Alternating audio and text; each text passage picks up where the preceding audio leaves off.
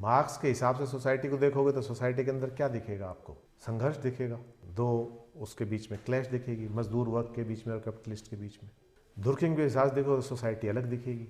और इतिहास से भी हम सही नहीं जान सकते, क्योंकि इतिहास के में अंदर सबसे बड़ी कमी क्या है? इतिहास आम आदमी की बात नहीं करता, इतिहास राजाओं की बात करेगा। इतिहास एक पर्टिकुलर उनकी बात करेगा जो समाज के बहुत ऊंचे स्थान पे है। इतिहास में कहाँ आया कि आम आदमी कैसा रह रहा है, आम आदमी की जिंदगी कैसे चल रही है? एक आदमी के इर्द गिर्द इतिहास बुना जाता है। तो इसीलिए इतिहास से भी सही आकलन नहीं आ सकता। सही आकलन कब आएगा? एक आम आदमी को डिस्कस क्यों करेंगे? यहाँ राजाओं की जीत की, हार की ये कहानियाँ आएंगी उसके अंदर। उन लोगों से जिनका राजाओं से संघर्ष रहा उनको डिस्कस किया जाएगा। लेकिन ये चीज़ें छुपी रह जाती हैं। आम आदमी के जीवन पर किस तरह से वो जी रहा है, किस तरह से उसका जीवन बीत रहा है, उस पर बहुत कम है।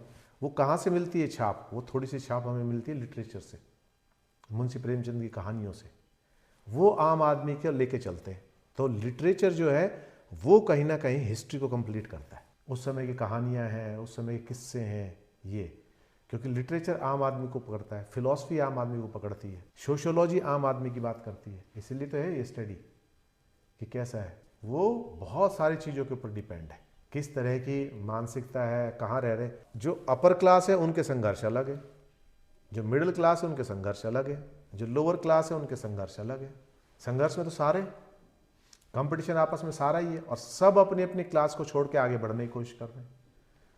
जो बीपीएल है, बिलो पॉवर्टी लाइन है, वो पॉवर्टी लाइन से ऊपर आने की कोशिश कर रहे हैं, वो उसमें संघर्ष कर रहे हैं।